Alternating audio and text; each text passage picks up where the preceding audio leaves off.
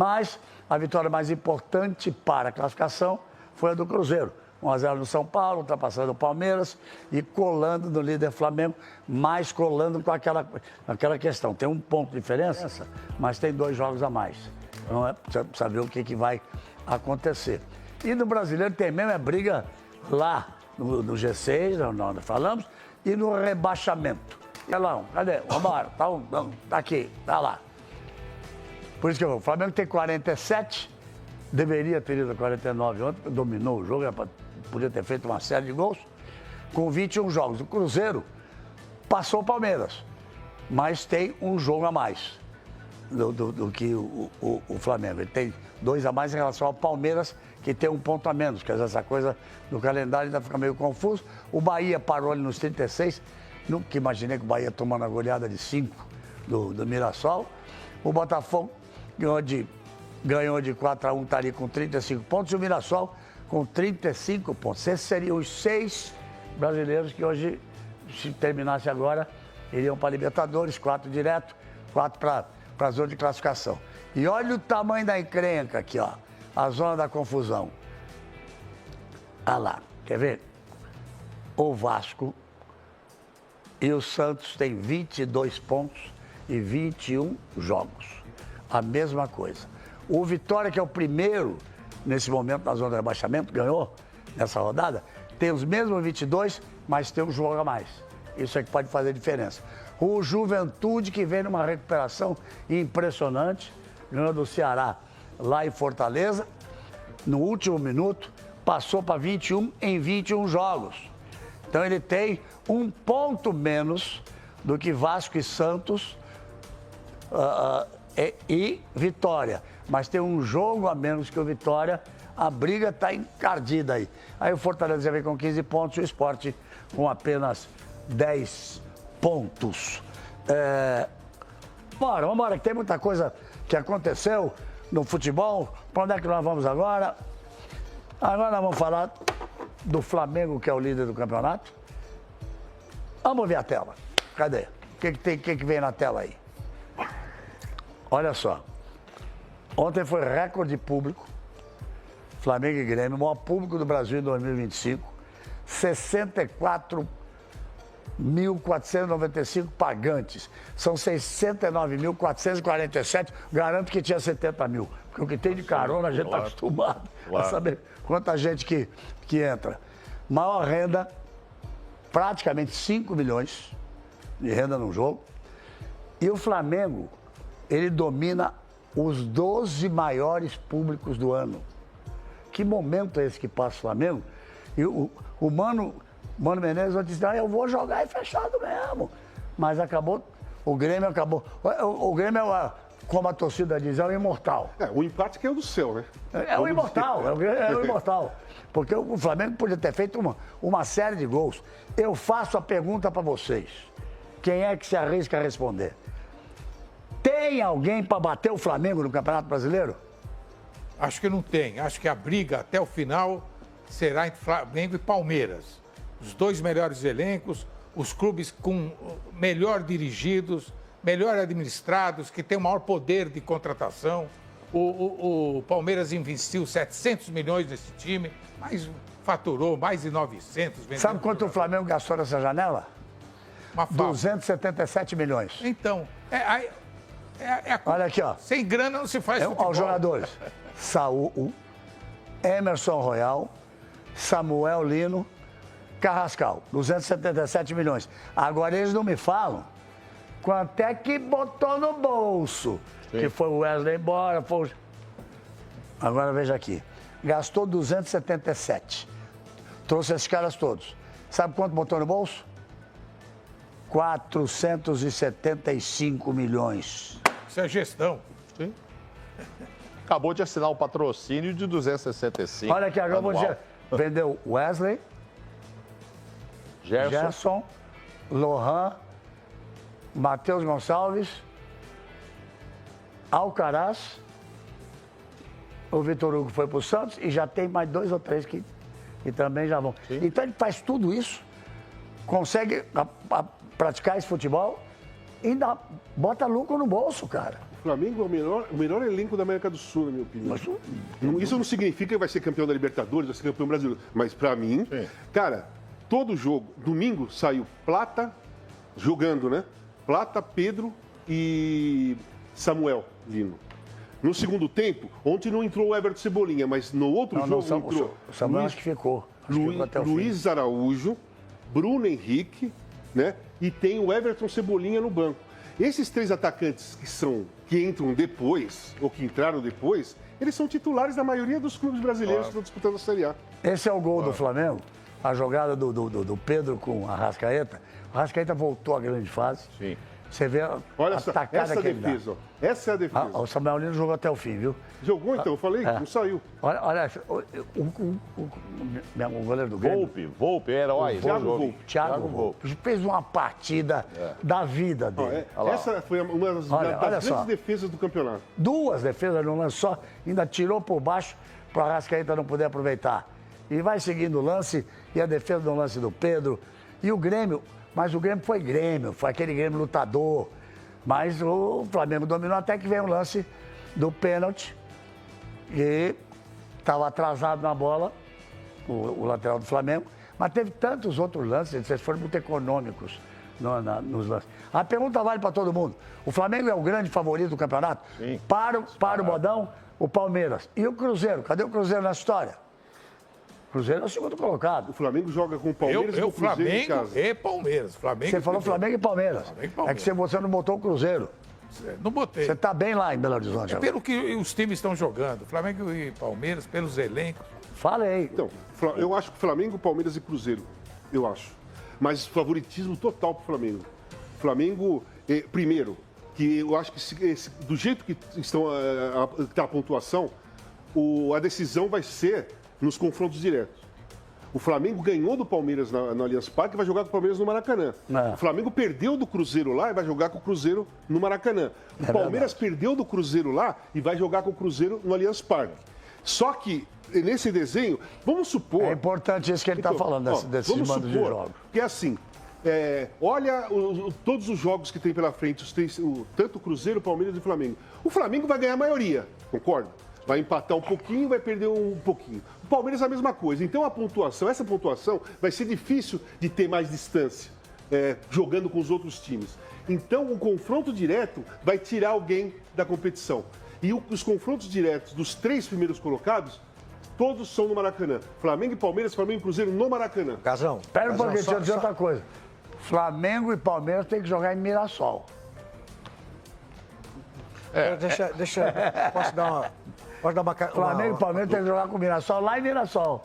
O Flamengo e o Palmeiras vão jogar contra o Mirassol. Flamengo e Palmeiras vão jogar contra o Mirassol em Mirassol. Sim, isso aí vai. Eles vão. Só uma coisinha rápida do Mirassol, já que você falou. Não é surpresa pra mim, é sensação. Os 3 mandantes que não perderam em casa, por isso que eu falei. 3 invictos em casa: Mirassol, Bahia e Flamengo. Só completando o que o Casão falou, quando você vai analisar um campeonato brasileiro, pontos corridos, quais são as equipes que vão disputar título, quais são aquelas que vão para a Libertadores, quais são aquelas equipes que a gente não pode perder. Ganhar, não pode empatar nem perder, tem que ganhar sempre. Vocês acham que o resultado contra o Grêmio é um resultado normal? Não. Não. Então, assim, quando você vai disputar, você não pode perder ponto para o Grêmio. Você pode seguir, quem é que está disputando com o Flamengo hoje? Não, deixa eu concluir meu assunto. Vai lá. Quem tá disputando com o Flamengo hoje, a meu ver? Palmeiras, Flamengo e Cruzeiro. Essas 3 equipes aqui. Também acho. Aí é confronto direto. Você pode ganhar lá fora e pode perder em casa. Pode perder em casa e ganhar, perder, vice-versa. Então, o jogo eu acho que esse resultado assim, é o futebol que permite isso aí.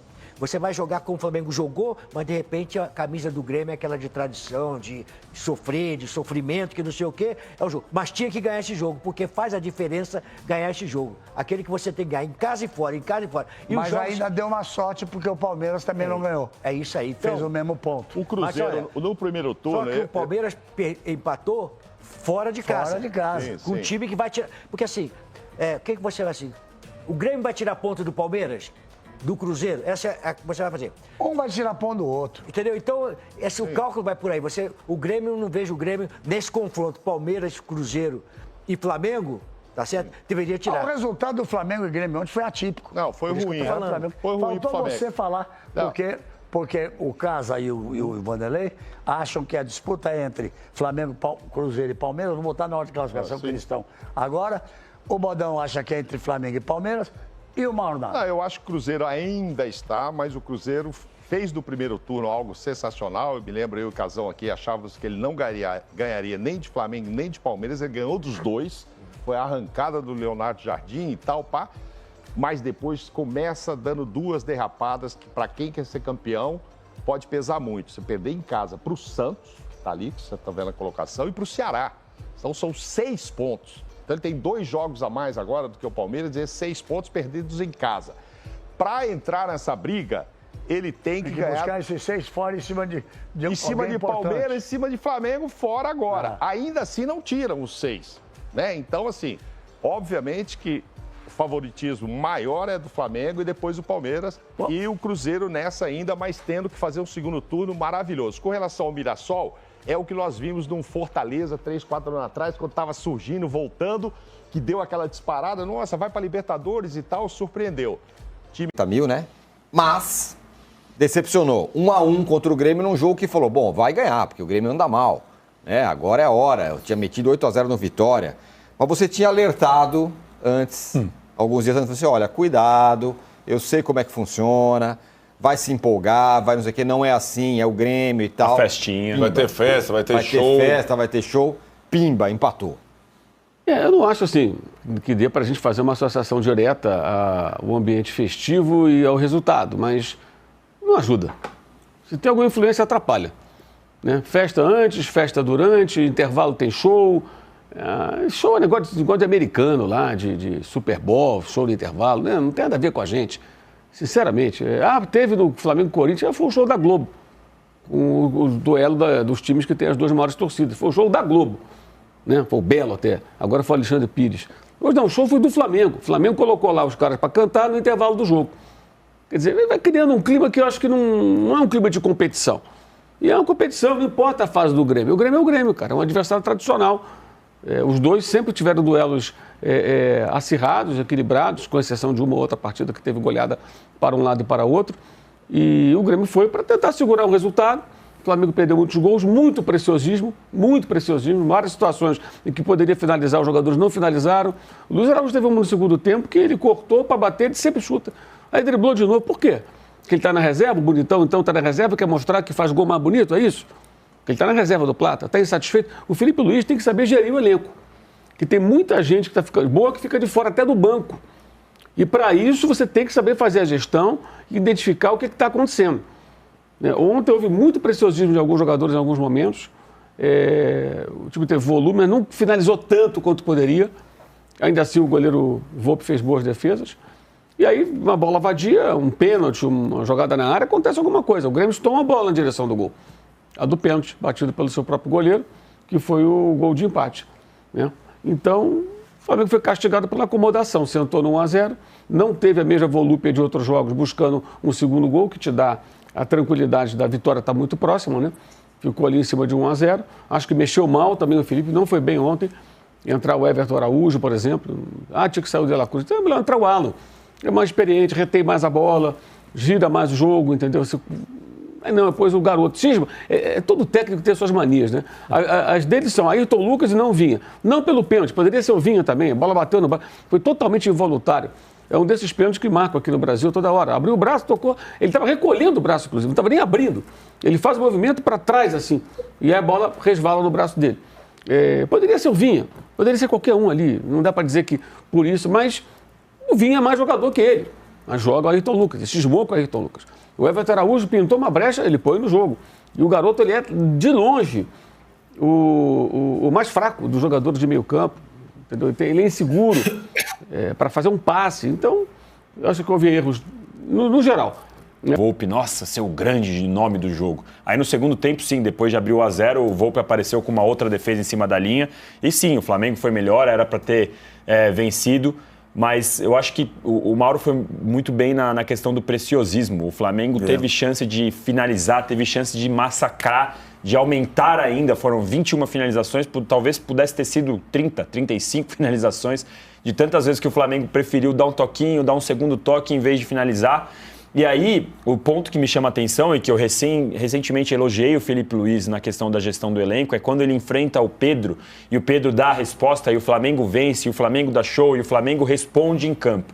Isso para mim era um ponto de atenção porque o Felipe Luiz é muito novo no cargo. Ele saiu agora de ser jogador e virar treinador e isso requer muitas adaptações para o cargo, né? E uma delas é essa gestão de elenco. E até então me parecia que o Felipe Luiz estava muito bem. E agora chega num segundo estágio, que é quando ele tem um elenco desse tamanho, ele vai manter o Luiz Araújo no banco, ele ainda não deixou o Carrascal estrear, ele vai pôr o Emerson Royal lá no banco, aí o Emerson Royal entra mais ou menos, já chegou a ser vaiado pela torcida. Então esse é o segundo ponto de atenção que a gente vai ter com o Felipe Luiz, na questão de como ele vai gerir todas essas estrelas, porque a gente quantas vezes falou aqui, o Arnaldo falou, o Abel não gosta tão de jogadores mais estrelas, porque a gente olhando aqui de fora, a impressão que nos passa é que ele prefere jogadores que sejam mais fáceis que ele consiga domar os jogadores. Talvez o Felipe Luiz tenha essa dificuldade, a gente vai ter que ver como ele responde, ainda mais depois de um 8-0, que a expectativa era aquela alta e tal.